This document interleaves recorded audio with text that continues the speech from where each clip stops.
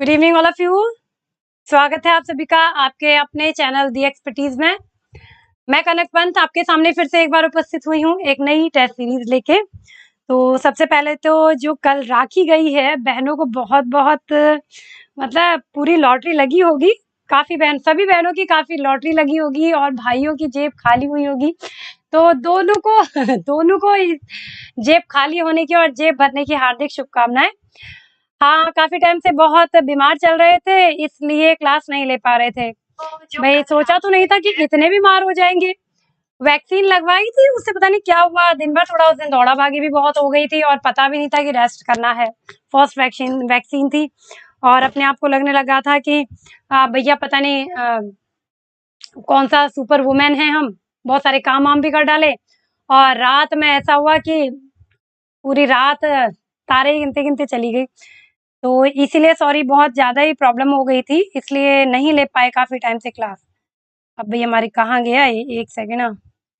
तो काफी टाइम से क्लास नहीं ले पाए, उसके लिए सॉरी। और अब कंटिन्यू रहेंगे, है ना। अब ऐसा नहीं होगा कि क्लास ना हो। तो कौन कौन आ गया है? विनीता, उपासना, जोगी बेटा, दीपांशु, अक्षिता, गुज्जर जी एंड मिठी, आल्या। गुज्जर जी पूछ रहे हैं मैम तबीयत कैसी है? बिल्कुल सही है गुज्जर जी। हम आकृति जी बिल्कुल बिल्कुल अब बिल्कुल सही है। हम रोम में सभी को बताना चाहेंगे हम बिल्कुल। आस्था उपाध्याय बिल्कुल सही है। Yogesh ji good evening. देखिए आपके पास एक टाइम का हमने वो भेजा है, प्लीज पोल टाइप का। What is your opinion about class timing 8 PM and 9 PM? Please हमें बताइएगा थोड़ा कि कौन सी क्लास में आप कंफर्टेबल रहेंगे, 8 PM वाली या 9 PM वाली, ठीक है। तो प्लीज बताइएगा, तो हम उसी हिसाब से कल से क्लासेस लगाएंगे, ठीक है। हम आज बिल्कुल ठीक है, बिल्कुल ठीक है। कल भी बिल्कुल ठीक हो गए थे, लेकिन कल राखी थी भाई, तो इसलिए हमने नहीं ली क्लास। और आज से क्लास स्टार्ट करते हैं। होप सो अब ऐसा दिन ना आए, थोड़ी हमारी गलतियों की वजह से भी वो सब हुआ हमारे साथ, नहीं तो शायद ना होता। तो लेकिन आपका प्यार 2-4 दिन के लिए जरूर रेस्ट हुआ, लेकिन बिल्कुल सही हो कि हम आपके सामने हैं। संस्कारों से बड़ी कोई वसीयत नहीं होती और ईमानदारी से बड़ी कोई विरासत नहीं होती। बहुत ही अच्छी बात है। देखिए, जैसे आपको संस्कार मिले होंगे ना, वो कहीं न कहीं, कहीं न कहीं, कहीं न कहीं उसका असर आपके बिहेवियर में, आपकी लाइफ में ज़रूर पड़ता है, ज़रूर। पेरेंट्स का, चाहे वो पेरेंट्स माता-पिता हों या हमारे एक्चुअली दादा-दादी, नाना-नानी, जो भी हमारे संस्कार हमें मिलते हैं, जिनसे भी मिलते हैं, तो उन संस्कारों का फ़र्क हमारी लाइफ में ज़रूर पड़ता है। और ईमानदारी से बड़ी कोई विरासत नहीं है। ईमानदारी कहीं न कहीं अपना रंग ज़रूर दिखाती है, जैसे बेईमानी कहीं न कहीं आपको बेइज़्ज़त करके जाएगी या निराश करके जाएगी, तो ईमानदारी कहीं न कहीं आपका सर फ़ख्र से ऊँचा करके ज़रूर जाती है, ठीक है? चलिए आगे बढ़ जाते हैं पहले क्वेश्चन्स पे, और कुछ अगर आप लोगों ने पूछा है तो बताते हैं उसको। गुड इवनिंग भैया, आप कैसे हैं? अच्छा, ma'am please don't say thank you. Okay, okay. चलिए हाँ, लेकिन एक चीज़ ध्यान रखिएगा भई, शेयर-वेयर करते जाइए।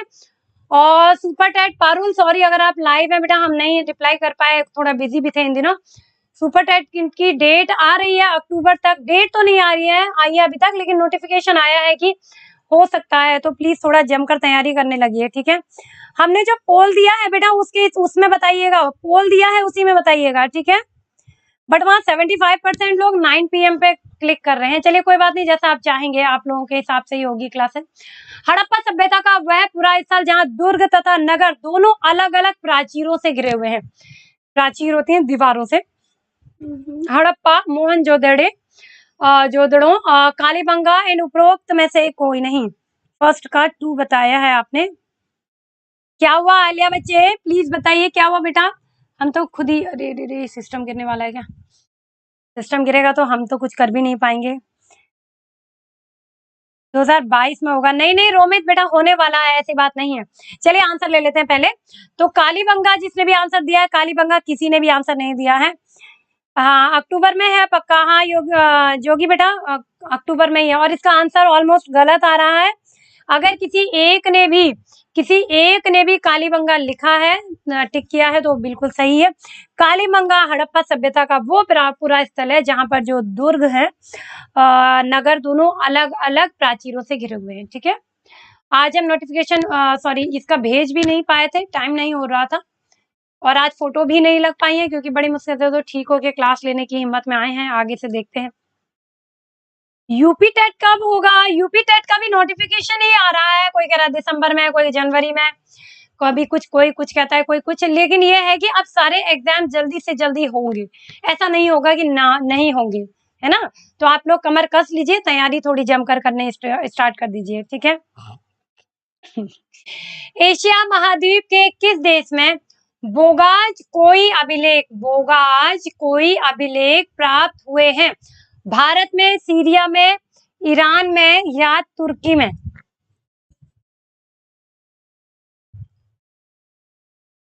बिल्कुल सही आंसर मिल गया है। आंसर मिलते ही हम आगे बढ़ जाएंगे। ईरान किस देश में बोगास कोई अभिलेख मिले हैं? तो ईरान में हमारे आपका क्या मिला है? बोगास कोई आपके अभिलेख मिले हैं, ठीक है? हाँ, आगे बढ़ जाते हैं। बनी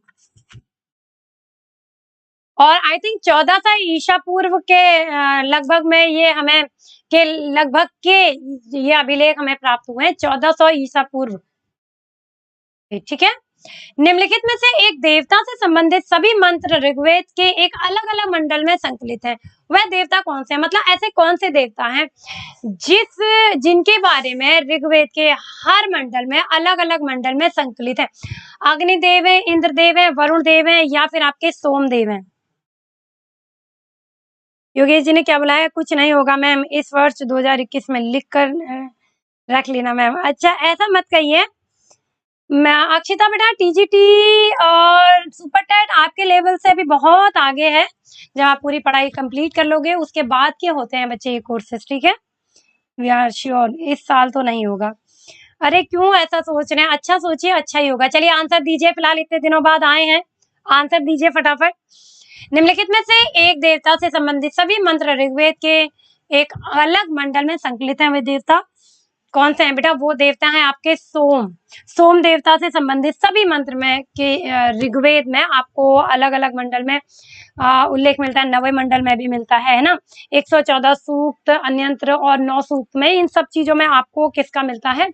सोम मंडल का मिलता है। ठीक है, सोम विरुद्ध औषधि एवं वनस्पति, इन सभी का वर्णन मिलता है आपका ऋग्वेद में। निम्नलिखित में से किस प्राचीन ग्रंथ में यह कहा गया है कि राजा सबका शासक है ब्राह्मणों को छोड़कर? किसी एक प्राचीन, ये ग्रंथ है विष्णु पुराण, मनुस्मृति, विष्णु स्मृति, याज्ञवल्क्य स्मृति, गौतम धर्म सूत्र, तो इनमें से किसी एक में कहा गया है कि जो राजा शासक होता है, लेकिन बस ब्राह्मणों का राजा नहीं होता है। ब्राह्मण एक ऐसी चीज होती है, चाहे वो राजा हो या कोई भी हो, उनसे अपने आप को मतलब उनका शिष्य ही माना जाता है। ये सब उनका मतलब मानना है।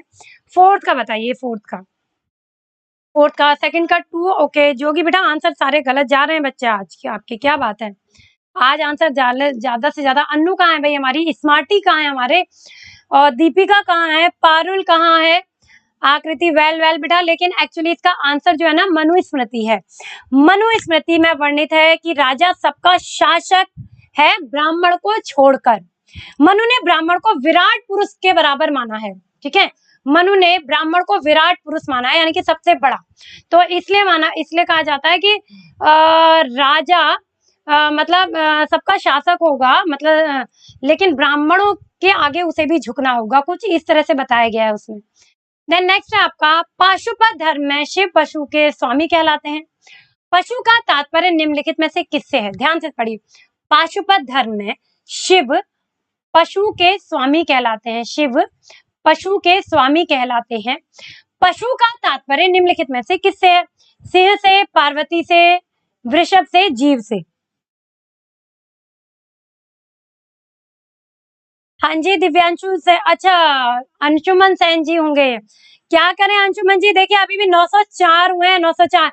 और पता है हमारे आवर्स घट गए, क्योंकि 4 दिन क्लास नहीं ले पाए, तो 374 पहुंच गए फिर से। कहाँ 390 हो गए थे, 190 हो गए थे, और क्लास ना लेने की वजह से हमारा प्रमोशन की जगह डिमोशन हो गया है। तो इस पे भी थोड़ा ध्यान दीजिएगा। सिंह बताया है। आलिया कहाँ जा रहे हो बच्चे? पाशुपति धर्म में शिव पशु के समान कहलाते हैं। ठीक है, तथा पशु का तात्पर्य जीव से है। जीव से है। डी इसका ऑप्शन है। ठीक है, डी ऑप्शन है बेटा इसका। हाँ जी, चलिए आगे बढ़ जाते हैं। निम्नलिखित में से किस वंश के राजा अपने मात्र नामों से लक्षित होते थे?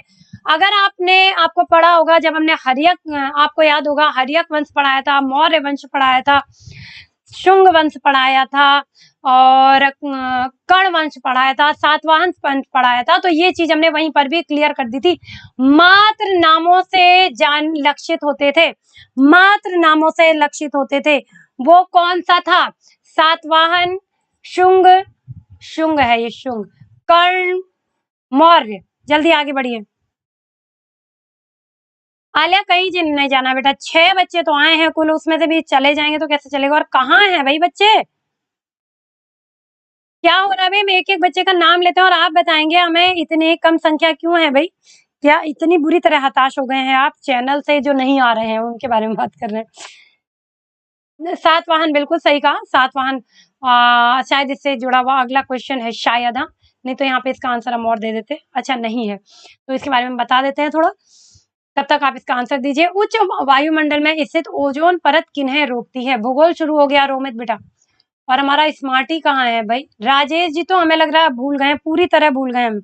मैम मेरे गॉल ब्लैडर स्टोन का ऑपरेशन हुआ है, उसकी वजह से पानी, अच्छा पेन हो रहा है। ओ बिल्कुल आलिया बेटा, प्लीज टेक रेस्ट, और हम प्रे करेंगे कि आप जल्दी से जल्दी अच्छे हो जाओ, गेट वेल सून, और फिर हमारी क्लास में अच्छे से मन लगा के पढ़ने के लिए आओ। ठीक है बच्चे?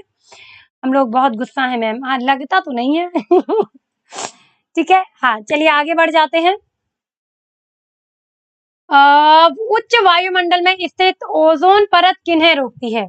जल्दी जल्दी स्टार्ट करिए। उच्च वायुमंडल में स्थित ओजोन परत किन्हें रोकती है? सूर्य से आने वाली ऊष्मा किरणों को।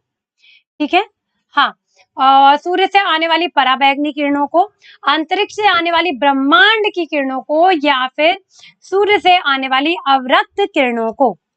चलिए फटाफट फटाफट आंसर, लेकिन बहुत जल्दी जल्दी देना है, ठीक है? आंसर बहुत जल्दी जल्दी देना है। बल्ली उधर चले जा बच्चा।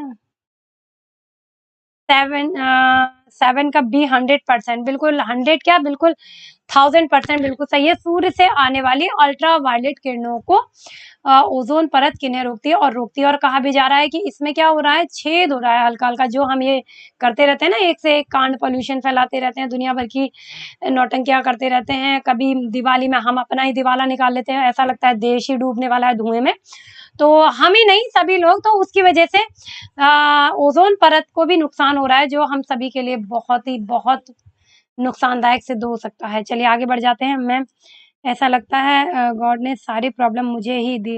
बाबू प्लीज आलिया बेटा ऐसा कभी मत सोचना, क्योंकि ना ये जो हमारे अंदर अगर ये नेगेटिविटी आ जाती है ना, तो प्लीज ये हमारी बात को ध्यान देना। एक टीचर ने हमसे भी कहा था, तो हमने सोचा था ये काफी हद तक सही है।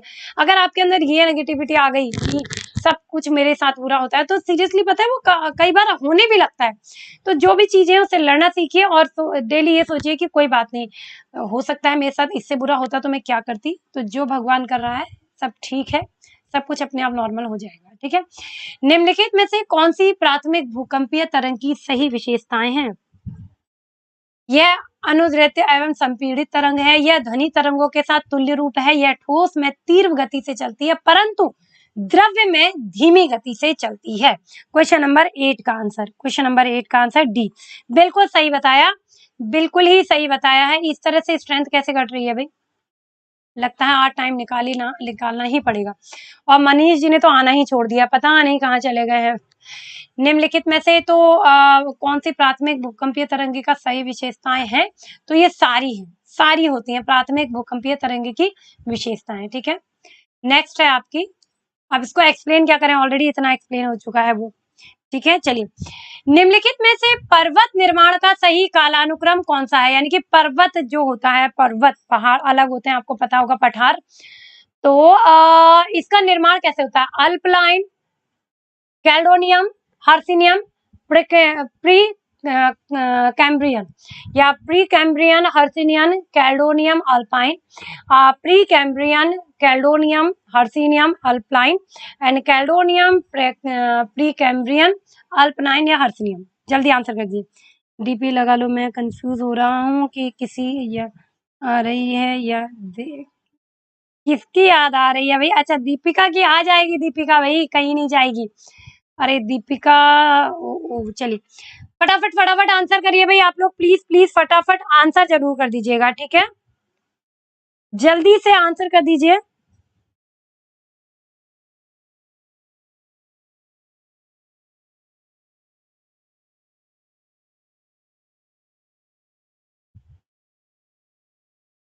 सॉरी, हाँ, अल्पला क्या है, इसका आंसर क्या है आपके हिसाब से? तो इसका आंसर है आपका 9 का सी। 9 का क्या है? सी। बिल्कुल सही बताया, बिल्कुल सही बताया। सबसे पहले आता है आपका प्री कैम्ब्रियन, फिर आता है कैल्डोनियम, फिर आता है हर्सिनियम, फिर आता है आपका अल्पलाइन। ये पर्वत का सही कालानुक्रम है। क्या है? हाँ, पर्वत का सही कालानुक्रम, ठीक है? चलिए आगे बढ़ जाते हैं। निम्नलिखित में से किस प्लेट की गति मध्य महासागरीय कटक के निर्माण हेतु उत्तरदायी है? अपसारी गति, अभिसारी गति, रूपांतर भ्रंश गति, या समांतर गति? समांतर गति। मैम मुझे कभी कभी लगता है कितने कीजिएगा मेडिसिन ही लो, हाँ कि लगता है कि खाने की जगह मेडिसिन ही लो। गुड मॉर्निंग चुनमुन बच्चा। आलिया बेटा हमारे साथ भी कई बार ऐसा होता है, लेकिन सीरियसली बोल रहे हैं, पता कभी भी निराश मत होइए। अगर निराश हो गए ना, तो लाइफ हमारी वैसी अपने आप में बन जाती है। जल्दी में हूँ, जा रही हूँ, बाय मैम। ये क्या है चुनमुन, आप कब तक ऐसे भागोगे बेटा? चलिए, निम्नलिखित में से किस प्लेट की गति मध्य महासागरीय कटक के निर्माण के हेतु उत्तरदायी है? अपसारी गति, अभिसारी गति, रूपांतरित भ्रंश गति, या समांतर गति? आंसर दीजिए बेटा, फटाफट फटाफट फटाफट आंसर दीजिए। क्वेश्चन नंबर 10 का आंसर दीजिए। हाँ, निम्नलिखित में से किस प्लेट की गति मध्य महासागरीय कटक के निर्माण से उत्तरदायी होती है? सी सी सी सी सी। सॉरी गलत है। एक्चुअली क्या होता है, जब दो प्लेट जब एक दूसरे से हटने की दरार का निर्माण होता है, इसी दरार से निकलने वाले लावा, ठीक है, जो इसी दरार के से निकलने वाला जो लावा होता है, इससे मध्य सागरी कटक का निर्माण होता है, वो होती है आपकी अपसारी गति। क्या होती है? अपसारी गति। ठीक है, आगे बढ़ जाते हैं। मरुस्थल प्रदेश में अवशिष्ट गिरी जाना जाता है। अवशिष्ट गिरी जाना, गिरी यानी कि गिरने वाला नहीं, पर्वत के लिए आया है। अवशिष्ट गिरी जाना जाता है। नवताह शाही, प्लाया, इंसेलबर्ग या पिडमेंट? आंसर करिए। मरुस्थल प्रदेश में अवशिष्ट गिरी जाना जाता है। नवांतः शाही, प्लाया, इंसेलबर्ग, पिडमेंट। 10 का 1, ओके 10 का 1 तो नहीं है, नहीं सॉरी, अच्छा 10 का।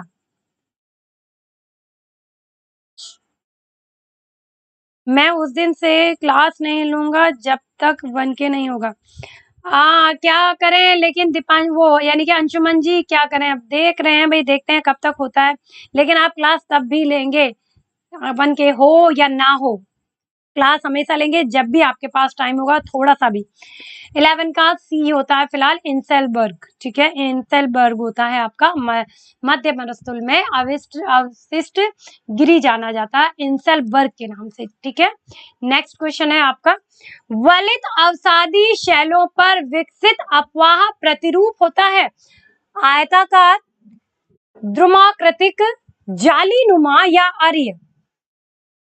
12 का आंसर।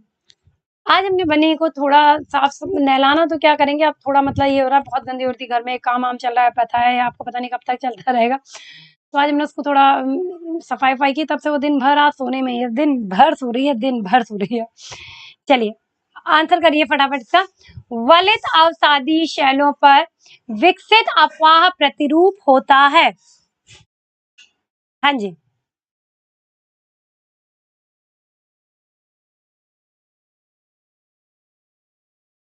चलिए आंसर करिए फटाफट बेटा प्लीज सभी लोग। 12 का, ओके। देखिए होता क्या है, वलित अवसादी सेलों पर विकसित अपवाह का प्रतिरूप होता है। ठीक है, प्रतिरूप क्या होता है, तो इसका आंसर है आपका एक्चुअली जालीनुमा अपवाह प्रतिरूप का विकास सामान्यतः आपका अपंत्य कटकों से होता है। ठीक है, तो अपवाह प्रतिरूप क्या होता है इसका? आर्य। ठीक है, नेक्स्ट क्वेश्चन आपका, निम्नलिखित में से कौन सा कथन सही है, ध्यान से पढ़िएगा। शीत ऋतु में जेट प्रवाह में दोलन विकसित करते हैं। जेट प्रवाह हमारे धरातलीय मौसम को अत्यधिक प्रभावित करते हैं। उपरोक्त सभी जेट प्रवाह के संबंध में आंसर करिए फटाफट। गुड इवनिंग ऑफिशियल जी, वेलकम वेलकम, थोड़ा लेट आए लेकिन कोई बात नहीं। भाई एक पोल बनाया, पोल दिया है आप लोगों को टाइमिंग का, प्लीज जल्दी से जल्दी उस टाइमिंग में प्लीज बताइए, 9 बजे या 8 बजे, कैसे आपको कौन सा समझ। मेरा ट्रीटमेंट सबसे बड़े दिल्ली के मैक्स हॉस्पिटल से हो रहा है। आले बेटा हुआ क्या है बच्चे आपको, हम सॉरी या तो भूल गए हैं या फिर हमें ध्यान नहीं है, प्लीज बताइए बेटा आपको हुआ क्या है। ठीक है, 13 का सी बिल्कुल सही, 13 का बिल्कुल, जेट प्रवाह हमारे धरातलीय मौसम को अत्यधिक प्रभावित करते हैं। नेक्स्ट है आपका, भारतीय संविधान के लिए मसविदा तैयार करने वाली समिति का अध्यक्ष कौन था? मसविदा, मसविदा का मतलब जिसकी समझ में आ गया वो इसका आंसर बहुत आसानी से दे सकते हैं, लेकिन जिसको मसविदा का मतलब ही समझ में नहीं आया तो वो थोड़ा कंफ्यूज हो सकते हैं, और ये है आपकी नागरिक शास्त्र। क्या है? नागरिक शास्त्र।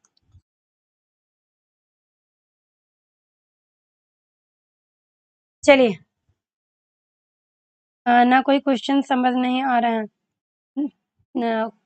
क्वेश्चन समझ नहीं आ रहे हैं, 13 नंबर का क्वेश्चन समझ नहीं आ रहा है। ओके बेटा अभी बताते हैं इसको करने के बाद, ठीक है, ओके, बस थोड़ा सा ये कर ले। भारतीय, अच्छा अब तो नागरिक शास्त्र शुरू हो गए। नागरिक शास्त्र, मसविदा का मतलब क्या होता है? मसविदा, मसविदा का मतलब अगर जिसको भी पता चलेगा वो बहुत ही आसानी से आंसर दे देगा। मसविदा, हाँ जी,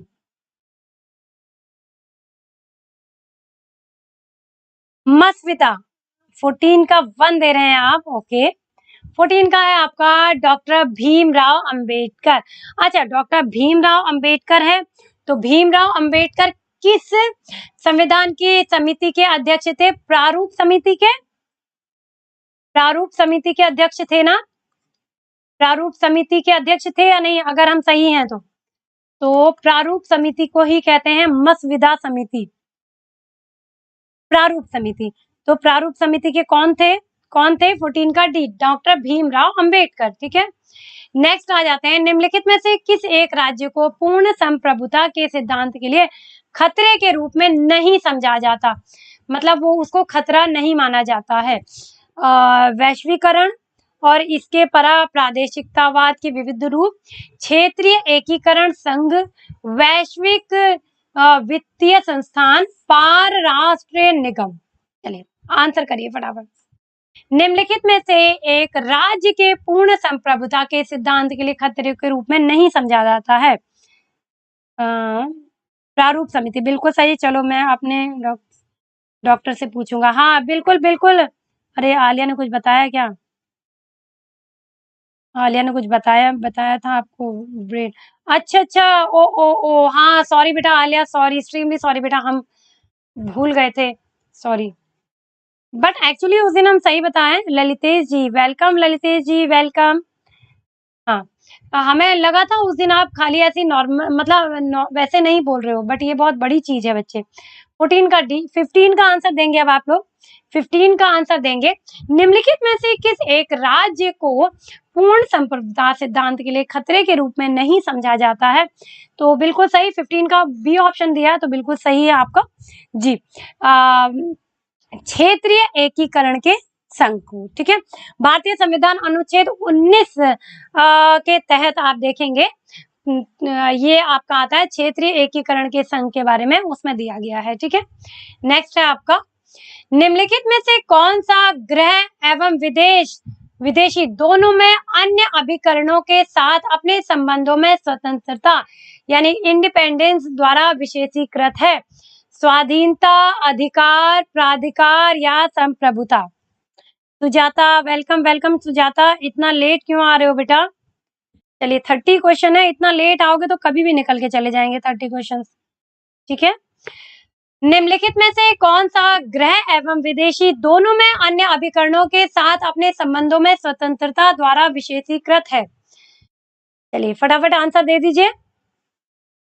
स्वाधीनता यानी कि लिबर्टी, अधिकार, प्राधिकार या संप्रभुता? 15, 16 का आंसर दीजिए क्योंकि 16 क्वेश्चन चल रहा है, 16 नंबर का क्वेश्चन चल रहा है। 16 का आंसर चलो नहीं आया, फिलहाल हम बता देते हैं संप्रभुता, क्योंकि बहुत ज्यादा लेट हो जाएंगे ऐसे। निम्नलिखित में से कौन सा गृह एवं विदेशी दोनों अन्य अभिकरणों के साथ अपने संबंधों में स्वतंत्रता द्वारा विशेषीकृत है? तो वो है आपका संप्रभुता। ठीक है, चलिए आगे बढ़ जाते हैं। निम्नलिखित मूल अधिकारों में से कौन सा एक भारत के नागरिक के पास नहीं है? भारत के नागरिकों के पास नहीं है। बहुत ही आसान क्वेश्चन है और जरूर आना चाहिए। ओके कोई बात नहीं सुजाता बेटा, आंसर सुन लिया ना आपने, आंसर जरूर सुन लीजिएगा। ठीक है, हाँ जी। निम्नलिखित मूल अधिकारों में से देखिए, जितने भी मूल अधिकार हैं आपको पता है, भारत के किसी भाग के निवास करने और बस जाने का अधिकार, संपत्ति अर्जन, धारण एवं अवयन का अधिकार, कोई वृत्ति करने का अधिकार, सहकारी समितियां बनाने का अधिकार। हेलो कमलेश यति जी, ओ संगीता मैम जी, हेलो हेलो। जरा कॉल करिएगा क्लास के बाद, कुछ काम है भाई, हमको तो टाइम नहीं मिल पा रहा है कॉल करने के लिए, है ना, और आपको तो पता ही है, तो प्लीज कॉल जरूर करिएगा अगर हम भूल जाए तो भी। ठीक है, चलिए बी, निम्नलिखित मूल अधिकार में से बिल्कुल सही कहा ललितेश बेटा, बिल्कुल सही, संपत्ति अर्जन, हाँ, और धारण और अवयन का अधिकार, ये अब मूल अधिकारों में नहीं है, ये कानूनी अधिकार में चला गया है। ठीक है, ये अब किस में चला गया है? कानूनी अधिकार में। और ये भारत के किसी भाग में बस जाने का, ये एक्चुअली जब तक 370 नहीं हटी थी तो कश्मीर में कुछ ऐसा था कि हम लोग, बाहर के लोग कश्मीर में जाके जमीन अमीन नहीं खरीद सकते हैं, बट अब वहां भी ऐसा नहीं है, वहां से भी ये सब चीजें हट गई हैं। आगे बढ़ जाते हैं, लोकसभा का अध्यक्ष किसको संबंधित लेख द्वारा अपना पद त्याग सकेगा? भारत के राष्ट्रपति को, भारत के प्रधानमंत्री को, भारत के उपराष्ट्रपति को या लोकसभा उपाध्यक्ष को? बस संगीता जी आपकी दुआ है, आपकी दुआ रही तो कहाँ मरेंगे जल्दी। है ना, आप लोगों की दुआएं मरने भी नहीं देती हैं। आपका प्यार। तो फिलहाल आज बिल्कुल ठीक है, वैसे भी लग रहा होगा आज जितना चीख चिल्ला रहे हैं बिल्कुल ठीक है।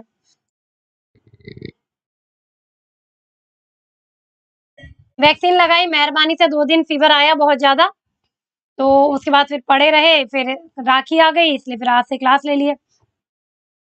लोकसभा का अध्यक्ष किसको संबंधित लेख द्वारा अपना पद त्याग सकेगा? ध्यान से पढ़िए और फिर आंसर करिए। बेटा इसका आंसर गलत आ रहा है, प्लीज जल्दी दीजिए, नहीं तो हम दे देते हैं, कोई बात नहीं अगर आप लोग नहीं दे पा रहे हैं। एक्चुअली इसका आंसर है डी, लोकसभा का उपाध्यक्ष। भाई आप ध्यान रखिए, हमने ये पहले दिन भी लिया था ललित, शायद आप उस दिन नहीं थे। लोकसभा का अध्यक्ष जब बेटा अपना त्याग पत्र देगा तो लोकसभा के उपाध्यक्ष को देगा, लोकसभा के उपाध्यक्ष को देगा। राष्ट्रपति या प्रधानमंत्री से उसका कोई लेना देना नहीं होता है, वो किसको देगा? वो लोकसभा के उपाध्यक्ष को देगा। हेलो मोनिका बच्चे, कैसे हो? कैसी रही राखी वाखी? अरे बहनों सभी कैसी रही? जेब वेब काफी गर्म हुई या नहीं? और भाइयों की जेब ठंडी हुई होगी काफी। चलिए आगे बढ़ जाते हैं। अंतरराष्ट्रीय संधियों को भारत के किस भाग अथवा संपूर्ण भारत में लागू करने के लिए संसद कोई भी कानून बना सकती है? अंतरराष्ट्रीय संधियों को भारत में किसी भाग अथवा संपूर्ण भारत में लागू करने के लिए संसद कोई भी कानून बना सकती है सभी राज्यों की सहमति से।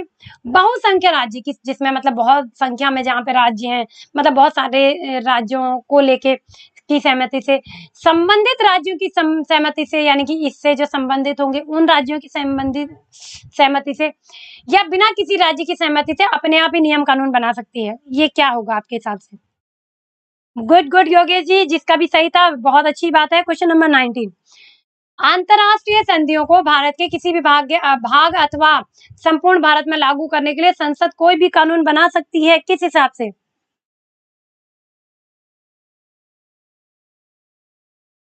बिल्कुल बिल्कुल दीपांशु जी, हम सभी की विशेष है आपके साथ, ठीक है।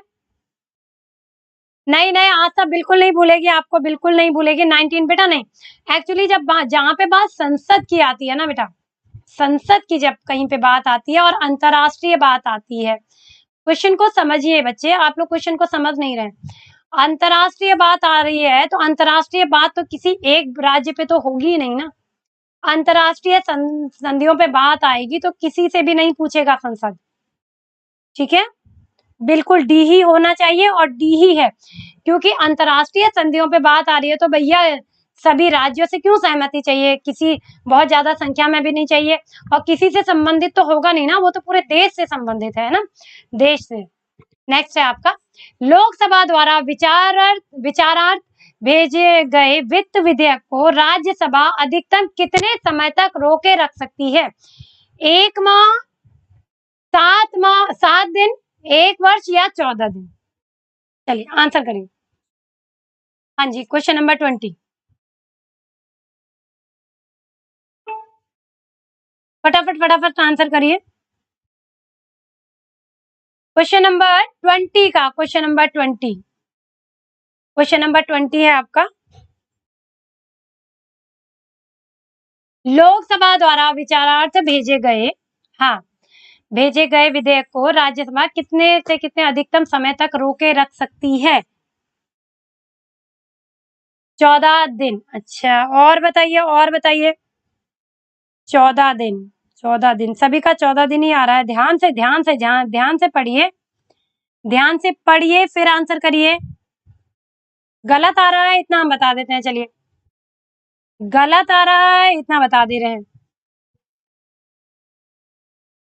14 दिन क्यों दे रहे हैं? हमने तो 7 दिन पढ़ा है इसका, हमने तो इसको जहां तक है 7 दिन पढ़ा है, 14 डेज। ऐसा तो नहीं कि हम भूल रहे हैं कोई चीज, क्योंकि सभी का इतना आ रहा है। डी 100% सही। चलिए इसको हम थोड़ा, हमें 7 डेज, ओ देख, ओके जोगी 7 डेज है ना बेटा? ओ देखा, थैंक गॉड। हमें तो आप लोग घबराहट में डाल ही देते हैं। अब आप कहेंगे मैम आप टीचर हो के कंफ्यूज क्यों हो रहे हैं? भाई कभी कभी हम भी हो जाते हैं, इंसान भी हैं, कभी कभी छोटे छोटी चीजें भूल भी जाती हैं ना। 14 दिन ही नहीं, 7 डेज होता है बेटा, 7 डेज। ठीक है, 7 डेज होता है। लेकिन अगर ये हम थोड़ा अगर कंफ्यूज हो रहे हैं, अगर हम कंफ्यूज हो रहे हैं ना, तो हम क्या करेंगे, कोई प्रॉब्लम नहीं, हम इसको ले लेंगे, देख लेंगे, और देखने के बाद फिर आपको दोबारा से बता देंगे, ठीक है, अगर गलत हुआ तो। 7 डेज है, वैसे वैसे इसका 7 डेज है, जहां तक हमको याद आ रहा है 7 डेज ही है। लेकिन अगर हुआ कि भाई हम भूल रहे हैं, है ना, और नहीं याद आ रहा है, तो हम बताते हैं फिर। एक सेकंड, एक सेकंड। लोकसभा द्वारा विचारार्थ नहीं नहीं नहीं नहीं, हाँ 7 डेज नहीं है। ओके ओके, याद आ गया। ठीक है ठीक है। लोकसभा द्वारा विचारार्थ भेजे गए वित्त विधेयक को राज्यसभा अधिकतम कितने समय तक रोके रख सकती है? बिल्कुल 100, अब याद आ गया, 110 अनुच्छेद के अंतर्गत 14 दिन तक रख सकती है। 7 कभी नहीं सुना मैम। हाँ रोमेश, सॉरी सॉरी, हमें याद आ गया, दिमाग की बत्ती जल गई है। अनुच्छेद 110 में ये प्रमाणित है, इसके बारे में बताया गया है कि ये 14 दिन तक इसे रोके रख सकती है। ठीक है, सॉरी सॉरी, एक्चुअली माइंड से स्लीप हो गया था, ध्यान नहीं आ रहा था, बट आ गया, गलत पढ़ाने से पहले ही आ गया। 14 दिन कंफर्म है। लोकसभा द्वारा विचारार्थ भेजे गए वित्त विधेयक को राज्यसभा कितने दिन तक? 14 दिन तक रोक सकती है। ठीक है, हाँ आगे बढ़ जाते हैं। भारतीय संविधान सभा के प्रथम दिन के अधिवेशन की अध्यक्षता किन्होंने की थी? प्रथम दिन की अध्यक्षता पूछी गई है। डॉक्टर राजेंद्र प्रसाद, पंडित हरलाल नेहरू, जवाहरलाल होगा, सॉरी, ठीक है, Pandit Jawaharlal Nehru, doctor B R Ambedkar, doctor Sachchidanand Sinha. 14 दिन सही है, 100% कंफर्म कर लेना। हाँ योगेश जी कंफर्म क्यों, हमें याद ही आ गया, याद आ गया, पता नहीं क्यों थोड़ा कंफ्यूज हो गए थे, हो जाता है कभी कभी, तो याद आ गया है। कल पैट का एग्जाम किस किस का है, जल्दी कीजिए मैम। ओके बेटा, कर रहे हैं कर रहे हैं कर रहे हैं। 21 का डी बता रहे हैं आप लोग, बिल्कुल सही। सच्चिदानंद बिल्कुल सही। और कितने दिन के लिए हुए थे? खाली 2-3 दिन के लिए रहे थे ना। कीमत विभेद की स्थिति तब संभव है जब बाजार में, कीमत विभेद की स्थिति तब संभव है जब बाजार में क्या होगा? जब बाजार में पूर्ण प्रतियोगिता हो, एकाधिकार हो, कीमत विभेद यानी कि अपने हिसाब से प्राइस लगाना, है ना। हाँ जी बिल्कुल बिल्कुल, अंशुमन जी बिल्कुल सही। शारदा गुड इवनिंग बेटा, आ गए आप भी। चलिए, कीमत विभेद की स्थिति, भाई कीमत विभेद क्या होगा? एक जब हमारा मन होगा हम कैसे भी प्राइस लगाएं, कब हो सकता है ऐसा? 21 का मेरा भी, मोनिका बरेली। बेटा प्लीज इसका आंसर दो, पेट का एग्जाम है, तो पेट में ये चीजें आएंगी बच्चे, तो अच्छे से पढ़ लो आज से। 23 का एक कैसे हो सकता है भाई? अपने हिसाब से आप प्राइस कब डिसाइड कर सकते हो?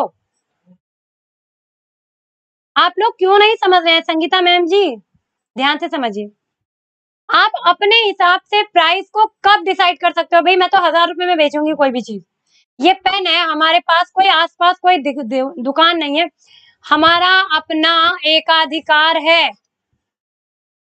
द्विवेदी जी आंसर बिल्कुल सही। सुजाता का भी सही है।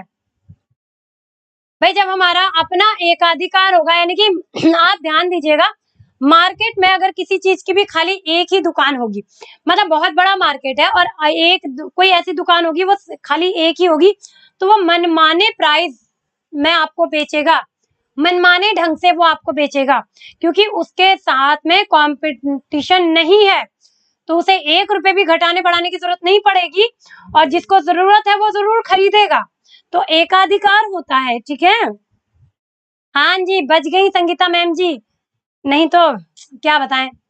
मुद्रा का कार्य क्या है? विनिमय का माध्यम, मूल्य मापन, मूल्य संचय और उपयुक्त उपर्युक्त सभी। हम समझ सकते हैं, आप इसलिए क्या कंफ्यूज हो जा रही है मैम जी हमारी, क्योंकि ये हिंदी में लिखा है और हिंदी में आप समझ नहीं पा रही हैं कि उसकी मीनिंग क्या है, और काफी स्टूडेंट्स यही हो रहा है कि नहीं समझ पा रहे हैं। हाँ हाँ वही वही संगीता जी, हम वही बता रहे हैं कि हिंदी, हिंदी जो हमारी मातृभाषा है, जिसके लिए आप लोगों को हमने कूटना चाहिए, पीटना चाहिए थोड़ा, वो आपकी जो गड़बड़ है ना, उसकी वजह से ही ये गड़बड़ होती है। चलिए 23, एकाधिकार बेटा, एकाधिकार होता है ना, तो वो हमारे जहाँ दुकानदार होगा वो अपनी मर्जी से बेचेगा 10 रुपए का सामान 20 रुपए में। हमारे यहाँ पे भी है, एक कॉलोनी में एक छोटी सी दुकान है किसी चीज की, अब नाम नहीं लेंगे उनका। तो वहां पे क्या होता है, वो अपने हिसाब से बेच रहा है, क्योंकि तो पता नहीं है कि यहाँ पे दूसरी कोई दुकान नहीं है, तो इंसान लेने वाला मजबूरी में लेगा ही लेगा, तो एकाधिकार ही होता है उसका। ठीक है, 23 का आंसर बताइए, 23 का। हाँ, बिलुंगुल लाया करिए। रोमित क्या कह रहे हो बेटा, समझे नहीं हम। उपर्युक्त सही, बिल्कुल सही है, उपर्युक्त सही। मुद्रा का कार्य क्या है, विनिमय का माध्यम, मूल्य का मापन, मूल्य संचय, उपयुक्त सभी। ये तो बहुत ही सिंपल था। औसत स्थिर लागत क्या है? हाँ जी, हाँ जी। औसत स्थिर लागत क्या है? उत्पादन के किसी भी स्तर पर समान बनी रहती है, उत्पादन को बढ़ने के साथ साथ बढ़ती जाती है, उत्पादन के साथ घटती जाती है। उपयुक्त में से कोई नहीं। औसत लागत क्या? औसत औसत स्थिर लागत यानी कि एवरेज। एवरेज किसी चीज में आप पैसा लगा रहे हैं तो क्या होगा, उत्पादन किसी भी स्तर पर किसी भी स्तर पर समान बनी रहेगी, उत्पादन बढ़ने के साथ साथ बढ़ती जाती है, उत्पादन बढ़ने के साथ घटती जाती है, या उपरोक्त में से कोई नहीं होगा। हाँ बेटा, बिल्कुल बिल्कुल। और इंग्लिश को तो हम ही नहीं पढ़ पाएंगे, फिर कैसे चलेगा। एक बार हमने ये भी सोचा था, लेकिन एक्चुअली उसमें ना हमारे सीईओ साहब को बनाने में बहुत मेहनत लग रही थी, इसलिए। चलिए आगे बढ़ जाते हैं। क्वेश्चन नंबर 24 का आंसर, 24 का आंसर, 24 का, 24,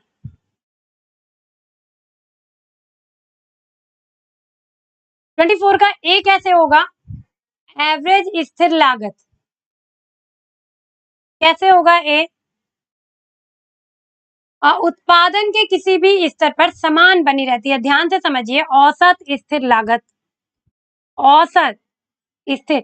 देखिए, चूंकि उत्पादन के सब स्तरों पर कुल स्थिर लागतें क्या होती हैं?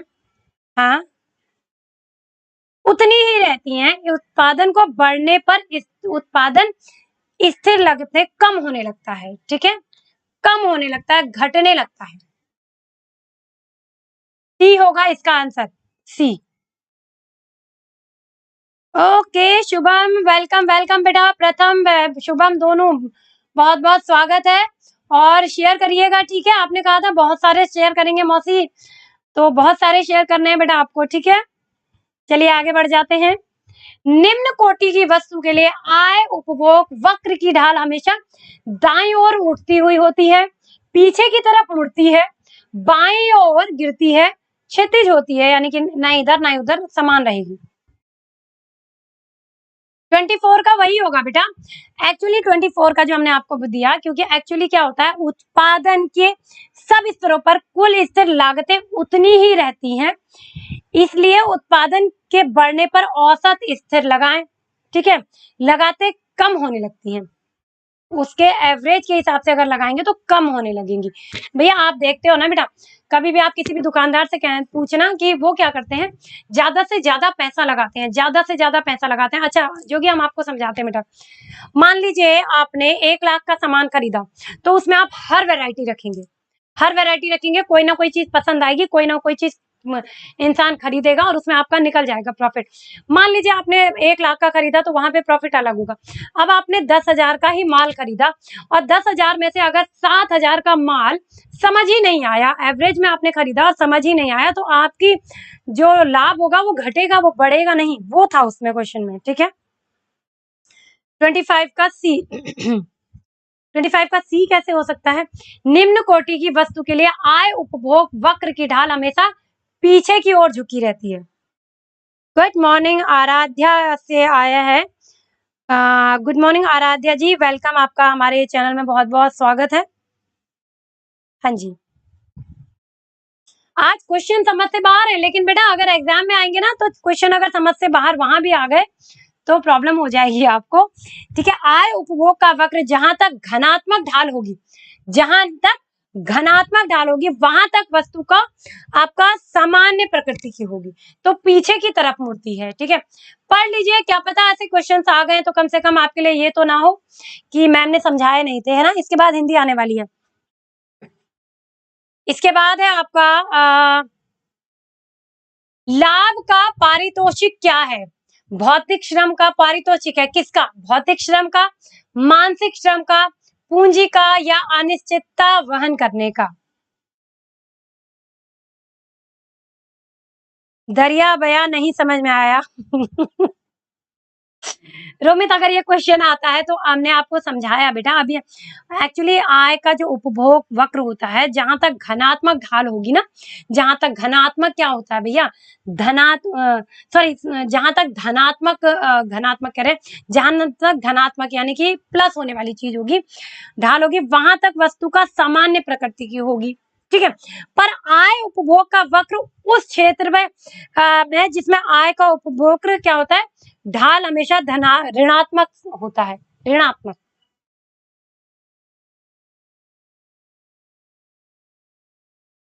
मैम क्वेश्चन रिपीटेड ही लाया करें। हाय रे, रिपीटेड लाएंगे तो कैसे चलेगा? रिपीटेड लाएंगे तो वो तो ऑलरेडी आप पढ़ चुके होंगे योगेश जी। चलिए कोई बात नहीं, कोशिश करेंगे कि सिंपल लाएं कल से। हाँ, काफी दिनों बाद हम पढ़ाने लगे तो हमें लगा शायद थोड़ा टफ ले लेते हैं। इसका है आपका अनिश्चितता वहन करने का। लाभ पारितोषिक है अनिश्चितता वहन करने का। ओके आराध्या, ओके ओके बेटा, जल्दी मिलने वाले हैं। अभी कौन सी क्लास में हो आराध्या आप? समझ गए, कौन सी क्लास में हो बच्चे? हिंदी का प्रथम उपन्यास, हिंदी आ गई है। चलिए, हिंदी का प्रथम उपन्यास, परीक्षा गुरु, गोदान, निर्मला, इनमें से कोई नहीं।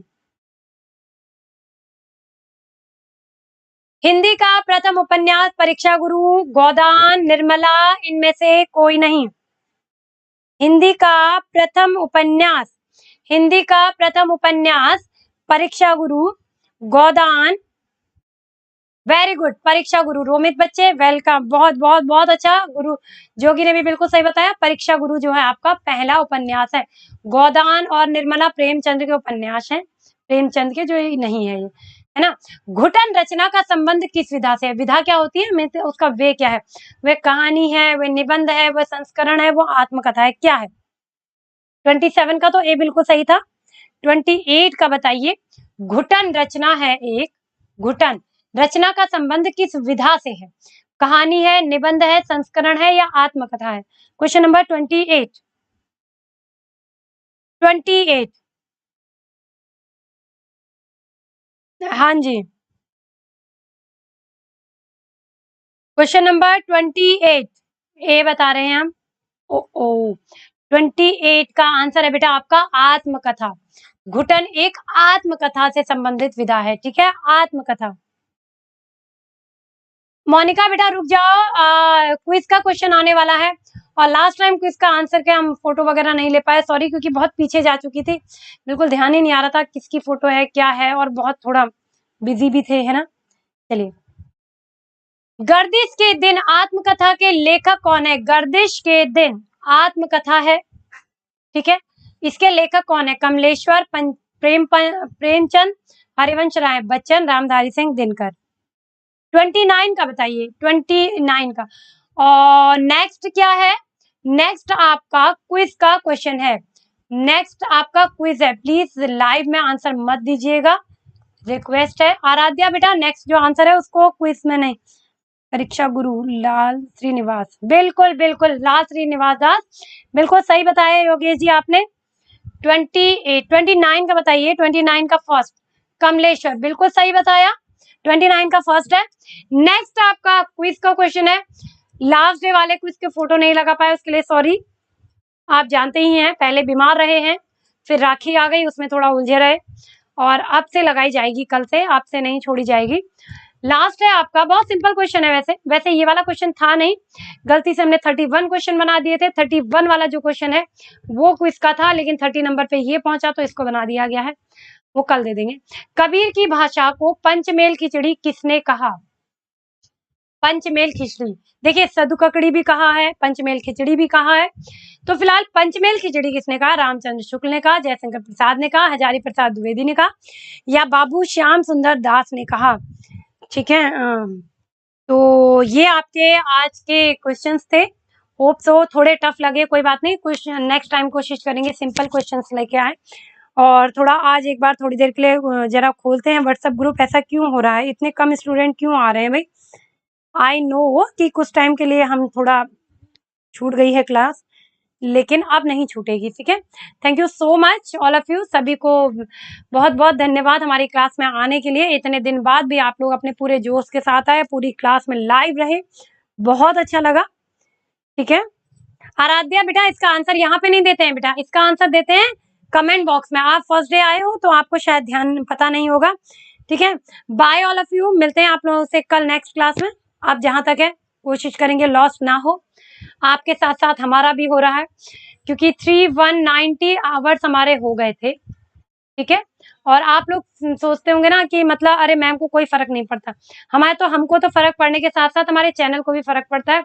यहाँ से हम फिर से 376, इससे इतने माइनस कर दीजिए भैया 96, यानी कि 14 आवर्स हमारे चले गए हमारी वजह से, यानी कि 2 दिन की मेहनत हमारी चली गई है। तो इसलिए कोशिश करेंगे डेली रहें, लाइव रहें, ठीक है। मिलते हैं कल आप लोगों से।